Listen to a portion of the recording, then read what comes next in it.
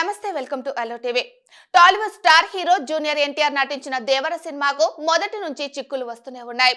ఈ తరుణంలో దేవర event cancel అవ్వడంతో ఫ్యాన్స్ గుర్రుగా ఉన్నారు. అయితే ఖచ్చితంగా హిట్ కొట్టాలని ఎంతో కసిగా జూనియర్ ఎన్టీఆర్ అలాగే కొరటాల శివ ఈ సినిమాను తీశారు. అయితే అలాంటి దేవర సినిమాకు తాజాగా ఊహించని ఎదురు దెబ్బ తగిలింది. ఆదివారం నిర్వహించాలని తలపెట్టిన దేవర ప్రీ రిలీజ్ ఈవెంట్ అనివార్య కారణాల వల్ల రద్దు అయింది. అయితే హైదరాబాద్ లోని ఓ ప్రముఖ హోటల్లో ఈవెంట్ నిర్వహించాలని ఫస్ట్ నిర్ణయం తీసుకోవడం జరిగింది. ఈ మేరకు కొంతమందికి పాసులు కూడా అందజేశారు.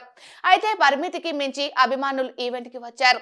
అయితే ఆ సమయంలో సెక్యూరిటీ కూడా సరిగ్గా లేదు. దీంతో విఐపి గ్యాలరీలోకి అభిమానులు దూసుకువచ్చారు. లోపలికి రావడమే కాకుండా జూనియర్ ఎన్టీఆర్ ఫ్యాన్స్ అక్కడ రచ్చరచ్చ చేశారు. అదే సమయంలో పోలీసులు చేతులెత్తేయడం జరిగింది. అక్కడ పరిస్థితి ఉద్రిక్తంగా మారటంతో దేవర ప్రీ రిలీజ్ ఈవెంట్ ను రద్దు చేసినట్లు ప్రకటించారు. దీంతో హోటల్ ఫర్నిచర్ ధ్వంసం చేశారు ఎన్టీఆర్ అభిమానులు. ఈ విషయం ఇప్పుడు దేశవ్యాప్తంగా హాట్ టాపిక్ అయింది. అయితే ఇదంతా రేవంత్ రెడ్డి ప్రభుత్వం వైఫల్యం వల్లనే జరిగిందని జూనియర్ ఎన్టీఆర్ ఫ్యాన్స్ ఆరోపణలు చేస్తున్నారు. కావాలనే సెక్యూరిటీని తగ్గించేశారని అభిమానులు ఫైర్ అవుతున్నారు.